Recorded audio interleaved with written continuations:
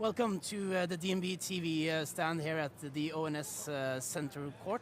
I'm here today with Svein Brandtzæg. He is the CEO of Hydro, one of the world's leading aluminium production units. And good morning, Svein. Good morning. Welcome to the ONS Center Court. Thank you very much. The theme for this year's conference is transition. And how would you say transition is affecting Hydro, the company you are leading?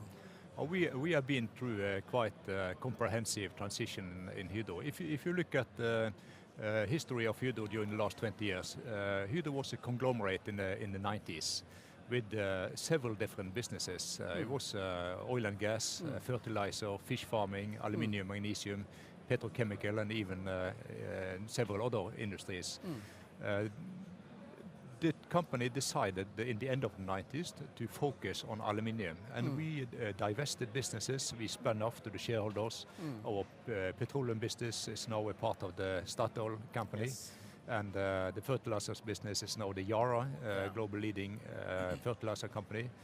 And we are now an integrated aluminium company, but we have also, after the streamlining of the company and ending up with aluminium, we have been through a transition period that started with the financial crisis in 2008-2009.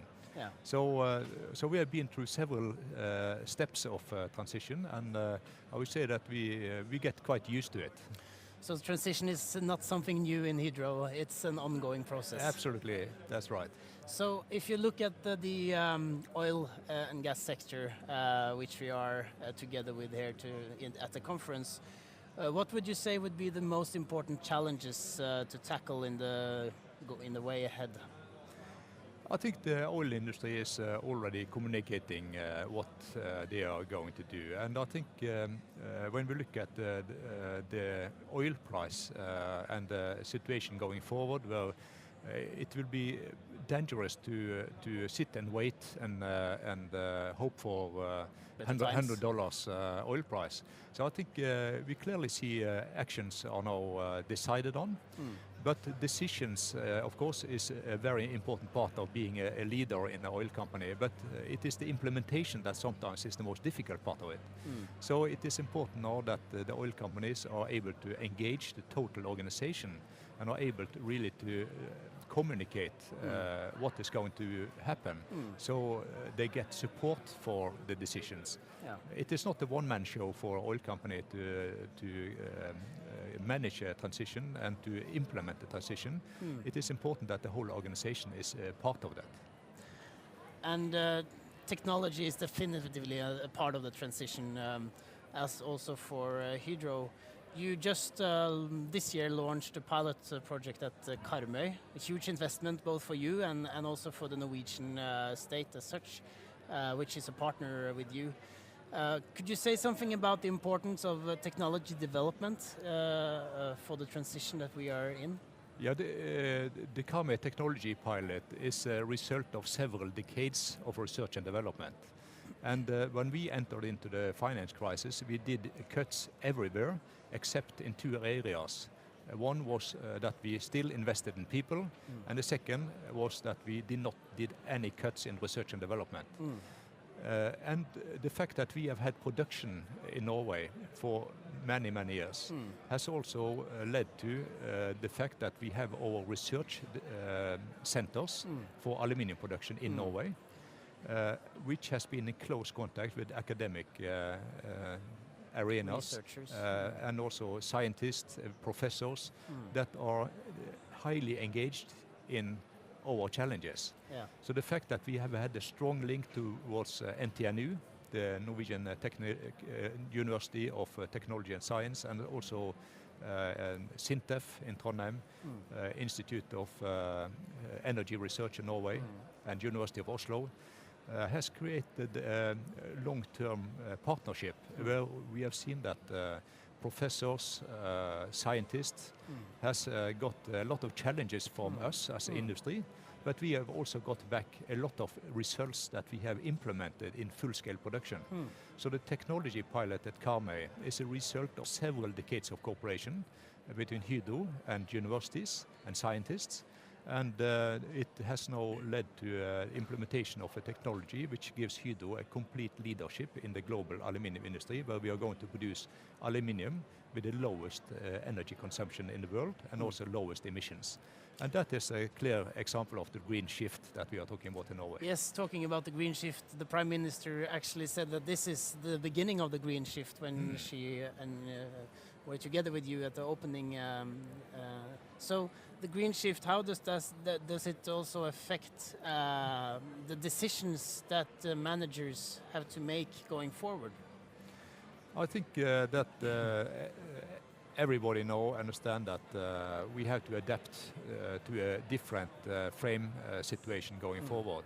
It is not possible to continue with the same energy consumption, the same emissions as we had before. We have to reduce our emissions, reduce our energy consumption.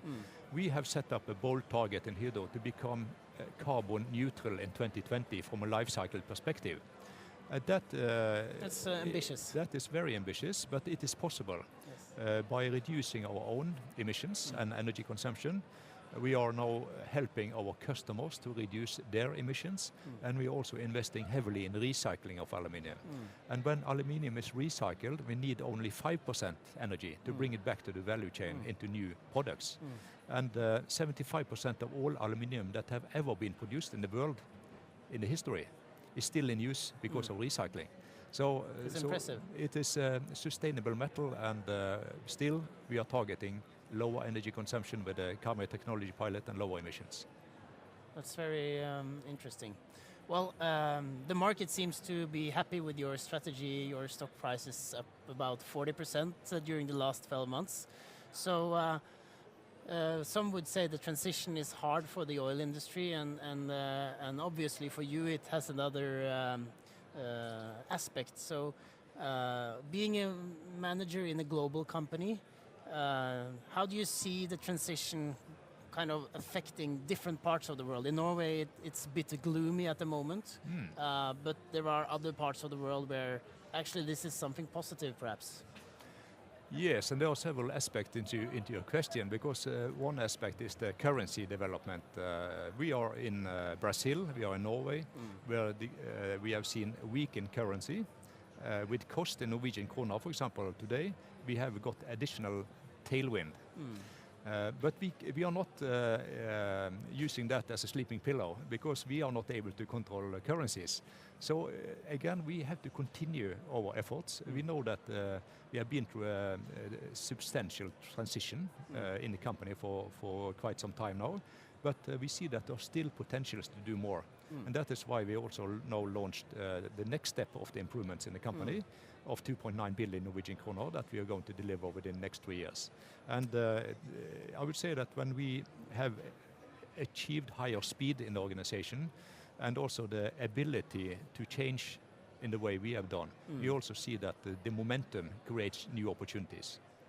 Interesting. So the period for cost cutting is not over yet. No, it's not only about cost cutting. It is about utilizing the technology and competence in a better way. So we are more efficient in everything what we do. And that is about fixed cost, variable cost. There's a lot of performance indicators that are going in the right direction. And when you have an organization with the competence that we have now in Hydro, we see that we get more and more benefits out of the investments we have done. But you also see that the employees are really engaged, and we have done temperature measurements in Hydro to test how is the situation among our employees. And we have done this every second year through this transition. And it's quite astonishing to see now, after all what we have done during last year, we have the highest score in 2016, with the highest employee engagement and the highest employee performance indicators. And that is international benchmark, and we are now among the 10% best in the world in employee engagement. So this is also an important sign in and perhaps the organization. part of the success in the market as well. As I said, we need to have the full organization with us Yes. to realize the potentials in the company. Thank you so much for sharing your thoughts with us, Mr. Brandtzæg. You will definitely have a lot of schedule these days at the ONS, but we are thankful for joining us at the DNB TV. Thank you. Thank you very much.